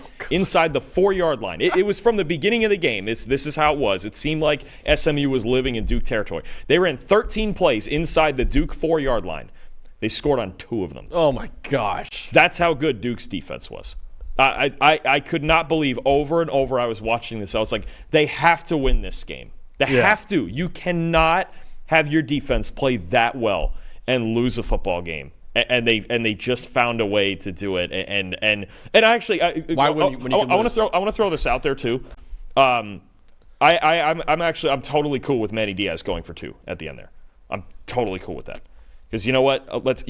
It's gonna probably come down to 2-point conversions anyway. Yeah. Let's just do it now. I have no issue with my only point. 1, you're at home, and I think, and when it's an even game, like it was a pretty even game, and you're at home, I think you keep going. 2, how many more stops can he ask from them? But 2, Kevin Jennings was horrible. I would have trusted, hey, he might screw up again, and then give us a chance to win. That's another thing too. Is Kevin Jennings was that bad? I'd be like, dude, give him another chance to screw it up. Honestly. I don't really hate it. I think I don't hate probably, it. But I wouldn't have done it. The game is probably going to come down to 2-point conversions. You said you don't hate it. Would you have done it? I think I honestly would have. I don't mind. I'm like, you know what? The game's going to come down to 2-point conversions anyway, right? Whether it's the next overtime, probably. But I mean, to your argument, the only other thing is that stat inside the goal line there with that. But also to your argument, they were 1 for 2 on extra points, and they were 0 for 2 on field goals. That almost certainly played a part when you had the previous field goal blocked. That's to your credit. That makes sense. Yeah. So I think it was probably going to come to that anyway. I don't mind. I don't think at all. The Manny Diaz decision is by no means the reason they lost this game. They just, when you get 6 turnovers and 0 points off of them, and I thought Duke's offense actually, outside of apparently those 6 drives, I thought they were pretty good. I thought Murphy made big throws when he needed to, but yeah, this is a tough loss, and now they got to turn around and play Miami next week. That's rough. I mean, hell, if their defense plays like that against Miami, maybe they got a shot. But this is a tough one to swallow for Duke because their defense, especially, they deserve to win this game. Yeah, and the fact, now that you think about it, like the fact that they were 1 for 4 on field or on kicks in that game, it's not a guarantee that an extra point was going in. That'll do it. So that makes a lot of sense too. So yeah, I don't hate it. I probably wouldn't have done it, but I definitely don't hate the decision.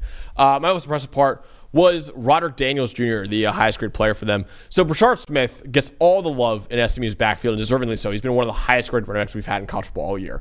But Roderick Daniels was elite on his limited touches. Dalton, he had, the stat line's insane, 2 catches for 153 yards and a touchdown. This guy he averaged 76.5 yards per catch in this game, 116 yards after the catch, 9 yards per route run as well. He had 2 massive plays for SMU's offense that they desperately needed with Kevin Jennings struggling as much as he did. So when your quarterback's struggling that bad, you can just dump it off to your running back, and he's going to run for 80 yards on both of his touches, on both of his catches at least. That was a really impressive part. So wasn't a lot that Roderick Daniels did, but those 2 plays, 2 catches for 153 yards and a touchdown is insane for a wide receiver who's like a deep threat. He's a running back who's just taking screens and just going all the way down to the house, basically. So Roderick Daniels Jr., that was just an insane stat line for a running back to have 2 catches for $153 and a touchdown, honestly. Yeah, no, I mean, it's kind of hard to pick a most impressive thing on the SMU side, so I can certainly understand that. They were huge plays. SMU, they got a lot to look at. Huge game next week against Pitt. And huge game. I have to imagine, look, it doesn't get any easier. You got Manny Diaz this week they were facing. Doesn't get any easier with Pat Narduzzi, and we'll get to that in a minute. It's SMU's got a lot to fix if they're going to win next week against Pitt. And not only we're previewing that game, Duke plays Miami next week. Yeah, we're proving that game as well. Yeah, no, so this is not the last time we're talking about the Mustangs and the Blue Devils here. The ACC is getting fun. Oh yeah. Last game we're talking about though is the Friday night game that we watched, and that was number 17 Boise State beating UNLV 29-24, officially clinching Dalton a 2-game lead over me going into next week's previews. That was the only game, Dalton, that we actually disagreed on, and you ended up winning that. So let's go over the highest grade players, starting off with the Boise State Broncos. Linebacker Andrew Simpson, 86th grade. Seyi Oladipo with a 75.8 grade. Jeremiah Irby with a 73.8 grade. And then Ashton Jeanty, 72.1. Tight end Matt Wagner, 68.2. And then quarterback Maddox Madsen with an 81.1 grade. Let's go over to UNLV with their highest grade players, starting off with defensive tackle Alex Whitemore with a 73.2 grade, Antonio Doyle Jr., the edge defender, 71.5, Jackson Woodard, the linebacker, 71.2, edge defender Fisher Kamek with a 69.7, Tony Grimes, the corner, 67.7, and then Haj Malik Williams, the quarterback, 67.3. Dalton, for you, what was the stat that told the story? This was about Boise State winning in just enough of the biggest moments, right? And Ashton Jeanty had, 138 yards, somewhere in there. He had a good day. For any other running back, it would be a great day. But, he had to grind, and Boise State really had to grind. But they won the biggest moments. My stat is they went 4 for 4 on fourth down, okay? There was 4 different plays on fourth and short in this game that they converted on 4 different drives, okay? Those drives, 3 touchdowns, and then the end of the game when they sealed the game off, the very last play that before the kneel downs that they converted. So this was a tight game, very even game. I think a game where both defenses did a good job of taking away the opponent's best weapon, right? Jeanty, you're never going to completely take him away, but it was kind of inefficient. It wasn't his best night. No, yeah. UNLV did a great job tackling, and Jeanty made some of his plays, but nothing that popped off the tape, right? And look, Boise held Ricky White to five catches for 57 yards, which is a great night against him. So classic kind of take away the opponent's best weapon game, very even. These are 2 really good football teams. We might see them playing each other again in the Mountain West title game. But Boise in the biggest moments that they needed to. And I thought especially that last drive where they killed the last 8 minutes of the game. That said everything we needed to know, because essentially the game before that was even. Boise had a lead, but they really, to salt away the last 8 minutes of the game in just a slow, grinding fashion. This was a game where maybe Ashton Jeanty didn't pop off the tape with 250 yards and big 60-yard runs and all of that, but this was a grinder. And when they needed first downs, they got to it. But those 4 plays on fourth down, that extended drives, again, 3 touchdown drives and the game-winning drive that killed the clock, that's where it was. Boise won the biggest moments of this game. Absolutely. And on the other side of the ball, I mean, UNLV, negative .290 EPA per pass. The second worst EPA per pass the Rebels had all year. They could not get anything going through the air. Haj Malik Williams, 53.3 passing grade, 12 for 21, 179 yards, 2 touchdowns, and an interception. He had 2 big-time throws and 3 turnover-worthy plays. He was sacked 6 times in that game, 4 of which were his fault. So 4 of the 6 sacks were not on the offensive line. It was on Haj Malik Williams. You mentioned it. UNLV, 56.6 receiving grade. Their top player, Ricky White, 5 catches for 57 yards. They did enough to slow down Ashton Jeanty on defense to win this game. They did enough to win this game defensively.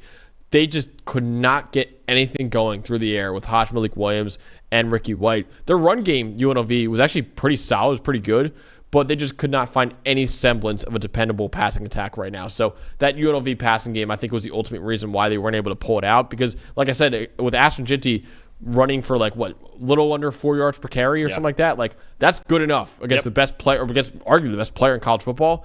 They couldn't get anything going through the passing game. That's why they ultimately lost this game. It was. Definitely, we've seen now, and I'd be worried about this in another rematch, is we've seen 2 games in a row now. I've had it as a key coming into the game where Boise has found a way to shut down Ricky White. And Ricky White is the biggest part of this passing game, and I would argue the biggest part of this offense, because he brings that balance. And he is, I think he's one of the elite receivers in the country. He's a great football player. But Boise State does a great job bracketing, rotating coverages towards him, finding ways to just make somebody else beat them. They did it again in this game. There wasn't many scenarios where UNLV was going to win this game where White only had 57 yards. So credit to Boise's defense for that, and it felt like you mentioned, UNLV, especially when they got behind the sticks and on third down, it was a struggle to get anybody else open. Absolutely. So, Dalton, for you, what was the most impressive part of the Boise State victory? Give me the quarterback, Maddox Madsen. Yeah. I mean, he just found a way. This is a guy, he's not a flashy football player, but he's the right guy for this team, and we questioned it at the beginning of the year a little bit. Well, they brought in five-star Q Malachi Nelson from USC and this and that, and Madsen, you know what? He's small. What is he, 5'10"? He doesn't have the biggest arm in the world. He's not the greatest athlete in the world, but he does enough. He plays with urgency, and he plays fundamentally sound football. And a couple of areas I want to point out here. One, he had 3 carries beyond the kneel downs. Take the kneel downs out of it. 3 carries for 58 yards. 1 was a touchdown, and the 2 others were first downs. Had big runs when he needed to and on play action. Okay. I thought there was moments in the middle of this game where, okay, Ginty doesn't have it rolling. That's okay. We got to find other answers then. We can't just run this guy into a brick wall. Play action. Use Ginty as the decoy, right? Madsen, 8 for 11, 88 yards, and a 90 passing grade on play action. Had a touchdown in there also. That's all you need out of him. That's what you need. Maddox Madsen's not going to go out there and throw for 400 yards. They don't have the weapons for that. He's not built like that. He is built exactly for this moment. Play action. Ginty as a decoy, make the throws when we need to, move the chains. We'll get back to Ashton later. And they did that in the fourth quarter. Maddox Madsen, I was really impressed with in his first not his first huge game. He had the Oregon game earlier in the year, but really in Boise's biggest game of the season, kept his cool, made plays when it was necessary, and showed why they picked him to win the starting job earlier in the year. Absolutely. And the fact that we're talking about Ashton Ginty having a down game, he's got 128 yards and a touchdown is like... Yeah, I mean, it's crazy. It's a 72 grade, and people... don't know why the Heisman odds moved down, but he's 4th now. This is any other running back has that game, and they're like, "Wow, what a great day!" Yeah, how is he 4th? Eli is pissed. I know back there because Jesse Heisman. I don't know how he's 4th now in Heisman odds. Those Heisman odds don't make any sense. He'll come back out probably next week and drop 2 something. Yeah, I forget. And they'll move right back up. Yeah, it's what he does. It would have made sense if UNLV won the game for him to drop to 4th.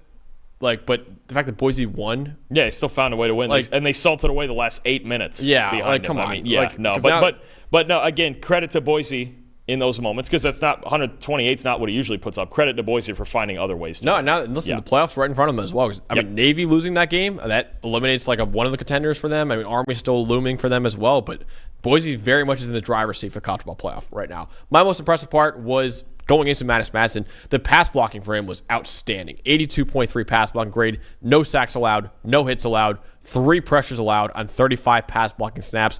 It was the 3rd time this year that Boise State did not surrender a sack or a hit in a game this year. Hall Schmidt, 0 pressures allowed on 35 snaps. Zach Holmes, 0 pressures allowed on 31 snaps.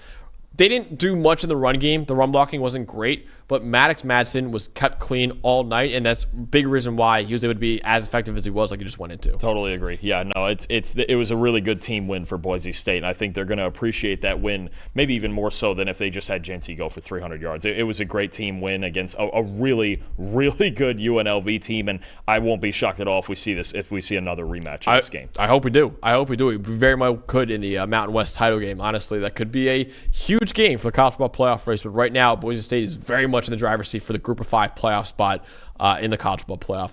Dalton, before we go, we got to do our standouts and our new top 25 in addition to teasing what should be a very, very fun Tuesday night preview show. Let's go over the standouts first. 3 players / people in college football that impressed us this past week outside of these 8 games that we just talked about. So who was your first standout that you want to talk about? Start with the Indiana Hoosiers. They keep rolling, right? And I think the 2 biggest plays in this game came from another James Madison transfer. We've talked about a lot of them. D'Angelo Pons at corner. What a day he had. Pick 6, picking off a screen pass, taking it back. And then Washington's first drive of the third quarter. No, I'm wrong on that. It was late in the second quarter. The interception he had down the left side. What an absolute dog D'Angelo Pons is. 1 catch allowed for 4 yards. Pick 6, another interception that led to an Indiana touchdown. These 2 plays, I thought, early in the game were the 2 biggest plays for Indiana for the entire day, right? I mean, Washington, they're a good football team. Jonah Coleman's really hard to tackle. Will Rogers has been playing well, but these 2 plays from Pons and the pick 6 as well, Washington was driving. They were moving the ball. That was pretty well into Indiana territory, and the ball gets deflected. Pons makes that play and houses it. I mean, Indiana, I told you coming into this week, they could win this game without Curtis Rourke. It's because they have a complete football team, and D'Angelo Pons was the guy to step up for him in this game. Absolutely. Don't we have a guy in the chat right now saying these nerds are talking sports, they can only dream of playing. I mean, you were a below-average quarterback in football, weren't you? Yeah, below average. For sure. You played quarterback. I'm below average at a lot of things. I played first-grade flag football. I don't know what the hell this guy's talking. Clearly, he's not grinding the tape. We are right now. Oh, yeah. Yeah, I got a huddle out there for my flag football days. It's pretty elite. The biggest part of evaluation is self-evaluation. We know who we are around here. We know who we are, and Dalton, apparently I do not know who my Syracuse Orange are, because Pat Narduzzi, the head coach for Pitt, had Syracuse in a blender on Thursday night, especially Kyle McCord specifically. So Pat Narduzzi comes from a defensive background, and his defense was dominant in a 41-13 win over Syracuse. 5 interceptions, 3 pick 6s against Syracuse and Kyle McCord in that win. They also had 5 sacks as well. McCord has been on fire all year, but he had a career low 42.7 passing grade against Pitt. And hand up, my analysis was wrong going into it, because I said Kyle McCord, one of the highest graded quarterbacks against the blitz, one of the highest graded quarterbacks against pressure. They brought the blitz, they brought pressure. He was horrible against Pitt. So they really got to him with that. And now Pitt 7-0 on the season, thanks in large part to their defense. And Pat Narduzzi, I want to shout him out again, because this is a coach that a lot of people wanted fired last year because they went 3-9, their worst record this century. Now they're 7-0. Now they have legitimate playoff aspirations.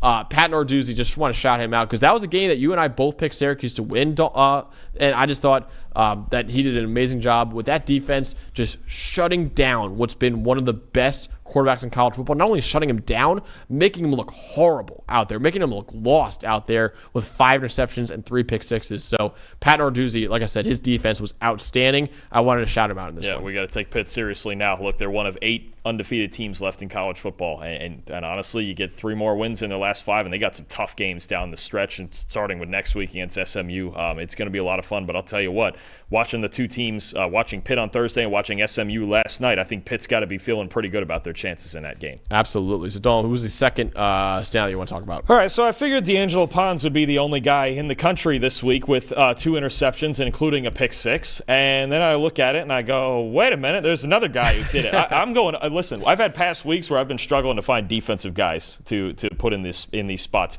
Not this week. Let's go down to Bowling Green, where Eli's upset pick, the Bowling Green Falcons, they nailed it, went and beat Toledo. Cornerback Jordan Aladakun, okay? 6 targets, allowed 1 catch for 8 yards, all right? 2 interceptions, one of them a pick 6, 2 pass breakups, 91.2 coverage grade. Obviously Bowling Green has Harold Fannin, and that's how they win games. They've been getting hot lately on offense. But I think Toledo being favored in this game made sense, right? We've seen them. They beat up Mississippi State, an SEC team. They've been playing really good. They were obviously really good last year with a lot of defensive talent they had. But Jordan Aladakun and the Bowling Green Falcons going to Toledo and getting that win, that's a huge win just for the entire hierarchy of that conference. It's not a conference we think might be in the college football playoff race, but man, those were the 2 biggest plays of the game in that game. And I thought D'Angelo Pons would be the only guy to go in there and have 2 interceptions and a pick 6 this week. And then I found another guy. I'm like, well, I guess it's a cornerback type of week. So credit to Aladakun and the Falcons getting the upset win over the Rockets. Absolutely. My next guy I'm talking about, shout out Zach Tantillo for this one, running back Jarquez Hunter from Auburn, literally carrying the Tigers to a 24-10 victory over Kentucky. 278 yards and 2 touchdowns on only 23 carries against a really stingy Kentucky defense as well. 129 yards after contact with 6 broken tackles. He averaged 12.1 yards per carry and 5.6 yards after contact per carry. And with that passing game struggling as bad as it's been this year, Jarquez Hunter has been like the only form of offense they can find, and he quite literally put the team on his back in this game and led Auburn to victory. It's a good win. And actually, Auburn was down early in that game, so sticking to the run, that's the formula for Auburn, and that's a very good win for them in a season that's been kind of tough. Absolutely. So who's your last standout you want to get into, Dalton? Another guy who's had a frustrating season, in part because of injury, and we haven't just seen him a whole lot. And we talked about him a lot in the preseason. How about K'Mon Rucker for North Carolina? Look, they're playing Virginia.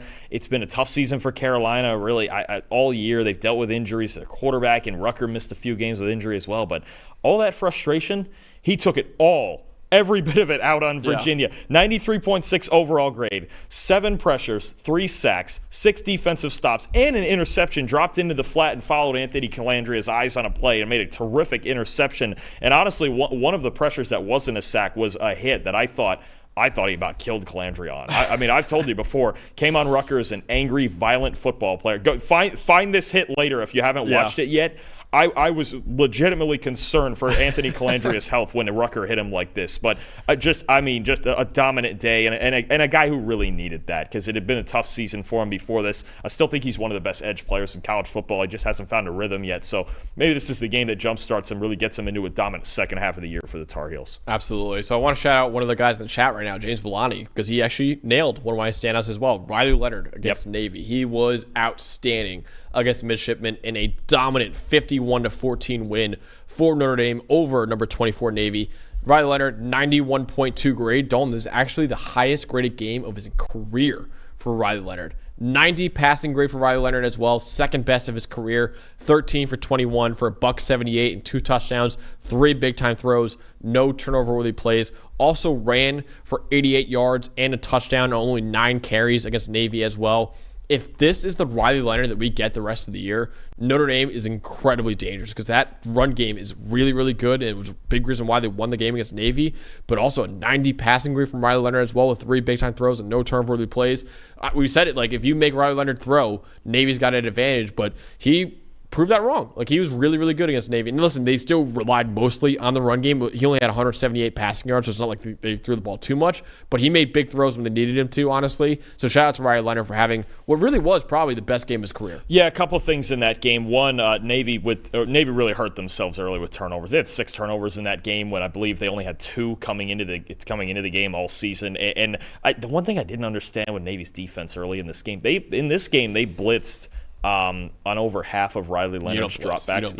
You don't blitz Riley Leonard. Like, it just Now, was he better when they didn't blitz him? Absolutely. The game was getting out of hand, and he made the throws when he needed to. Credit to him. He had a great game, but I didn't really get early on. They were sending 0 blitzes at Leonard when I think that makes the windows for him bigger. You want to play coverage against Riley Leonard and close off those windows, and Navy didn't do that. There was a lot of this game where Navy made a ton of mistakes, and if you're playing a team like Notre Dame, you just can't make those mistakes. But credit to Leonard, credit to Notre Dame for getting a huge win against a ranked team. And you know what?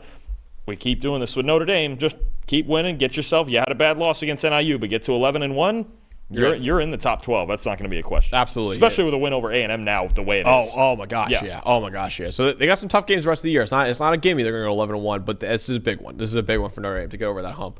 Real quick, one more shout out BYU just for proving everyone else wrong once again. It's why they were underdogs. I will not. God, dumbest spread of the year. Dumbest spread of the entire year. It makes no freaking sense. But BYU keeps winning. And that kind of goes right into our top 25, Dalton, our brand new top 25 that we have going into week 10 of college football. Start off with the top 5. Oregon, number 1, Georgia, number 2, Penn State, number 3, Miami, 4, and Texas, number 5. 6 through 25 now for the rest of it.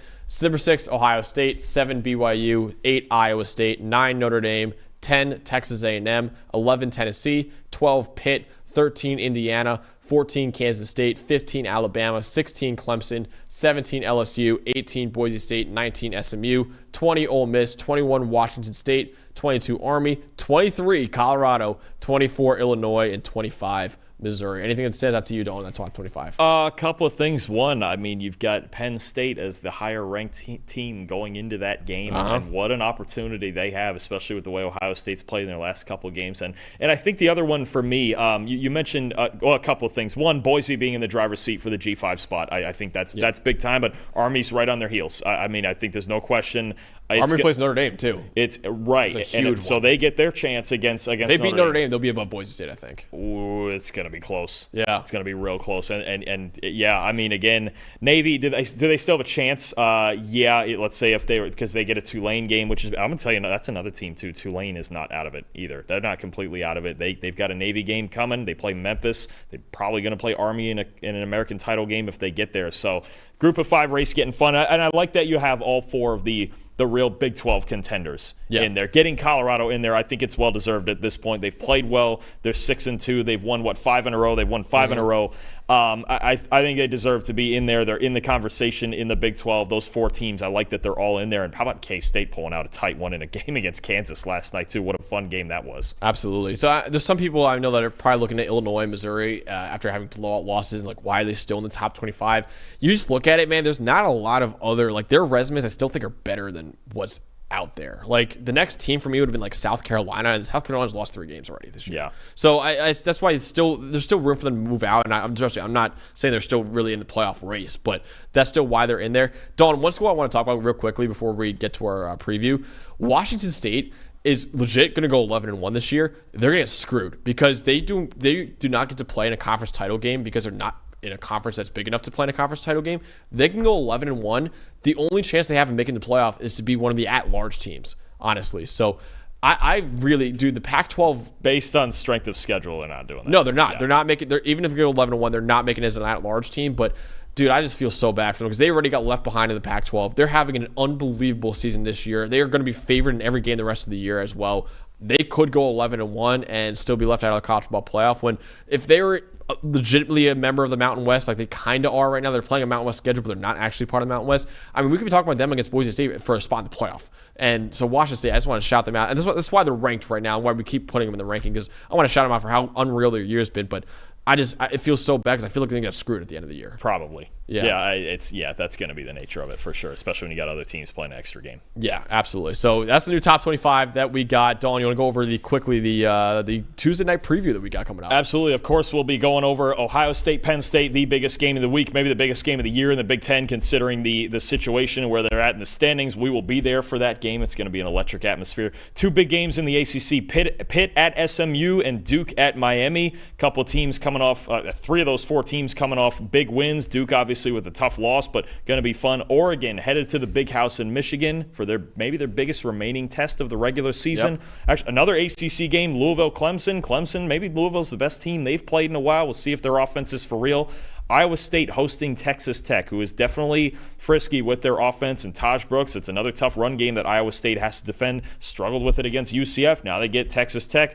Ole Miss headed to Arkansas. That'll be a fun one. Arkansas, we know they can pull some things off. They already beat Tennessee. And then Texas A&M, we think with Marcel Reed at quarterback. Now you get a real test in South Carolina's defense in Columbia. We know what South Carolina's defense has done to a lot of other teams this year. It's going to be a really fun test to see now this Texas A&M run game against South Carolina's defense, just to see which way that goes, because you still got A&M undefeated in conference, huge win over LSU. This ain't over. South Carolina is another tough opponent, and just like Vandy, I think South Carolina is a team that at some point they may upend somebody else's season because their defense is still an elite unit, and they're getting a little bit better each week on offense. And even though A&M's in sole possession of first place, that can change in a heartbeat in that SEC. So they better be careful. A&M's got to be really careful the rest of the year right now. So that should be a loaded Tuesday night preview show. Make sure you guys tune in Tuesday night at 6 p.m. will be our Week 10 preview show that we cannot wait for that one. But for Dalton Wasserman, I'm Max Schaffer. Our producers back there, Ty and Eli as well. We'll see you guys on Tuesday night at 6 p.m. for our Week 10 preview show.